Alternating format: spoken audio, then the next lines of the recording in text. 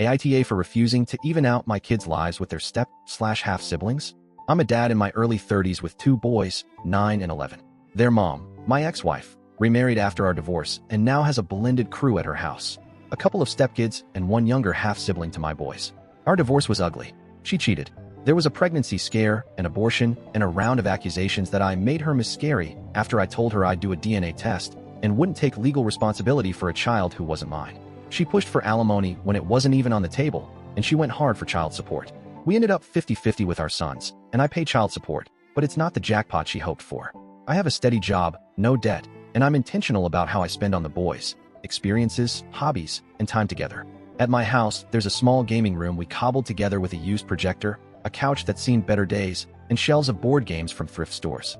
I'm not claiming I'm rolling in it, but I can afford vacations, sports fees, and birthday parties with their friends. The boy's mom and her husband aren't in that position. That gap has become the whole problem. For about a year, my ex has been pushing me to include her stepkids and our son's half-sibling in anything special I pay for. It started low-key. Hey, the other kids feel left out when the boys talk about the gaming room. Then it turned into, would you mind buying a few games for our place so the kids can play together?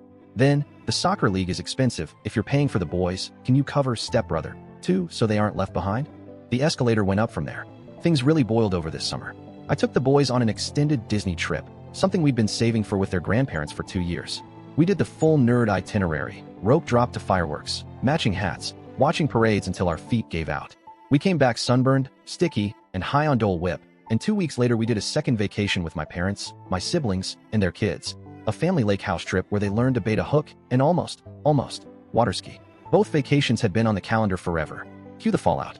My ex sent me a long message through our co-parenting app. Paraphrasing, but close. It's disgusting that you've let the disparity grow this much. The kids in my home feel like trash. You have the power to fix it. She wanted me to invite her stepkids and our son's half-sibling to the Disney trip that already happened, cover their costs for similar activities, and basically commit to a policy. If I pay for my son's fun, I pay for all the kids under her roof. She framed it as the compassionate thing to do since they're all siblings. I responded that we do separate households for a reason, and I'm not obligated, legally or morally, to fund her stepchildren. I said I'm happy to keep doing what I do for my boys. I also reminded her the boys' birthdays and activities are planned with them and their friends, not a blended family roster. That did not go over well. The boys heard about it because kids hear everything. One night, while building a Lego set, my 11-year-old asked, "Dad, do we have to share Disney next time? Like, bring everybody." I asked what he wanted. He shrugged and said, "I like being with you. Sometimes it's a lot at Mom's." The 9-year-old chimed in without looking up from Mario Kart. "I don't wanna. It's our thing." That was it. No cruelty, just kids wanting time in their own bubble. Here's where I probably sound heartless to some people, but I'm trying to be honest. I don't feel responsible for the other kids. They're not mine. I didn't pick their parents. I don't control their home. I already split time, pay support, and try to be a father who shows up. I also don't believe you fix inequality by taking from a kid who has a thing in order to give it to a kid who doesn't. The solution to a short blanket isn't to cut it in half. It's to figure out how to get a longer blanket. Money aside, there's also the vibe. The boys' time with me is calm. I'm not a Disney dad every weekend, but our house is predictably boring in the best way. Pizza Fridays, dog walks, movie nights, bikes in the cul-de-sac. They decompress here. Mixing in a whole other crew for every nice thing changes the dynamic. I don't think it's fair to tell them their joy is conditional on relieving someone else's discomfort. I've tried to check myself. Is this about punishing my ex? Am I still bitter? I'd be lying if I said I felt nothing about how she treated me during the divorce. But that's not what's driving me now. I'm not trying to win anything. I'm trying to be consistent with boundaries. My sons are my responsibility. I provide for them. I'm not co-funding a household I don't live in, and I'm not signing up to treat her stepkids as my dependents. I can be kind without volunteering for that job. Could I invite the other kids to a birthday party at a trampoline park sometimes? Sure. Would that actually fix anything? Honestly, I think it would create new expectations, new resentments, and the same fight next month. And it's not just me. The boys aren't clamoring for it. They're friendly with their step/half siblings, but they don't want to blend every part of their lives. They like having a world that is just them and dad. I respect that. My ex is furious. Her last message said, "You're actively harming children by normalizing inequality." Her husband chimed in on the app too. He rarely does. "We're trying to raise them as equals. You're undermining our family." I didn't engage beyond. We'll continue to keep finances and homes separate. My parents and siblings are on my side, maybe too much. My mom's opinion, verbatim, "You don't owe that woman a penny."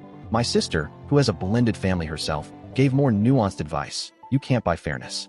If you cave once, you'll be expected to cave forever." She did suggest a middle path I'm considering. Create some all-kid traditions that are cheap and open, like a backyard movie night once a quarter, where you invite everyone, she said. But keep your core stuff private with your boys. A couple of friends thought I sounded cold. One said, "Dude, I'd at least get extra tickets when you take them to a game." Another said, "You can teach generosity without turning your wallet into a group project." The boys' soccer coach, divorced dad club, told me, "The issue isn't money. It's boundaries. If you break them, you'll resent it." As for the boys, they've been matter of fact. They don't taunt or brag to the other kids. We have a rule that we don't list cool stuff when they get back to their moms unless someone asks. We talk a lot about gratitude, saying thank you to grandparents, sending photos to my dad when they catch a fish, writing 2-sentence thank you texts for birthday gifts. I'm trying to raise kids who are good humans, not kids who feel guilty for being loved. So that's where I am. I'm not paying for the stepkids and half-sibling to join our trips, sports, or parties. I'm not outfitting their house with gaming consoles. I'm not rearranging our plans so everyone under my ex's roof gets the same. If there's an event where it naturally makes sense to include more kids, and my boys want that, I'll consider it case by case. But as a rule, I'm not equalizing across households. My sons are my responsibility. Full stop. Still, I don't live in a vacuum. These are children, and I get that being left out hurts. Maybe I'm missing a bigger moral duty to the whole constellation of kids connected to my boys. Maybe the right thing is spending more so no one feels less than, even if it's not legally required, and even if it complicates the dynamic. AITA for drawing a hard line here? Or is this one of those situations where being kind means going beyond what's fair, especially for kids who didn't choose any of this? Update. I posted this, and then, because life doesn't wait for Reddit, we had a co-parenting meeting with a mediator last week. I came in prepared with a concrete proposal to reduce friction without making myself a second wallet for her household. I said I would. 1. Keep my spending on my sons as is. 2. Encourage modesty and gratitude on their part. 3. Create 2 to 3 open, low-cost events each year where all the kids are invited. Think backyard movie night, free museum day, a picnic and soccer game at the park. And 4. Agree that if I already happen to have extra tickets to something, I'll ask my boys if they want to invite a sibling from their mom's house. No promises, no pattern, just optional. The mediator thought it was reasonable. My ex did not. She came in hot with equal treatment or nothing. She shared that her stepkids have started asking why dad, too, doesn't take them on trips like dad won. Their words, not mine. I didn't love hearing it. I said I was sorry the kids were hurting, truly, but that the answer couldn't be me subsidizing their entire activity slate. I also pointed out something I hadn't put into words before. If I start paying for her stepkids, I'm telling my boys their dad's resources belong to a different family. That's a confusing message for them. We took a break. I asked the mediator if I could talk to my sons privately and see how they'd feel about a shared, all-kid day. The boys surprised me, in a good way. My 11-year-old said, "I don't want them on our trips, but a big park day is fine." The 9-year-old said, "Can we bring the big bubble wand?" So we scheduled one, a Saturday picnic in 2 weeks, potluck style. I offered to cover field cones and snacks. My ex agreed to bring drinks. Her husband said he'd set up a cheap scavenger hunt. It felt doable. Not a solution, but not war. After the meeting, my ex texted me separately, which we're not supposed to do, but whatever, I still think you're wrong. But thanks for the park day. That's the closest thing to peace we've had in a year. I'm not changing my core stance.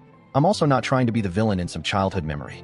If creating a few shared, low-cost moments takes some sting out of the differences between households, I can live with that. Boundaries intact, kids considered. I'll keep listening, but I won't be guilted into funding a family that isn't mine. If that makes me the AH, I guess I'll take the verdict, just not the invoice.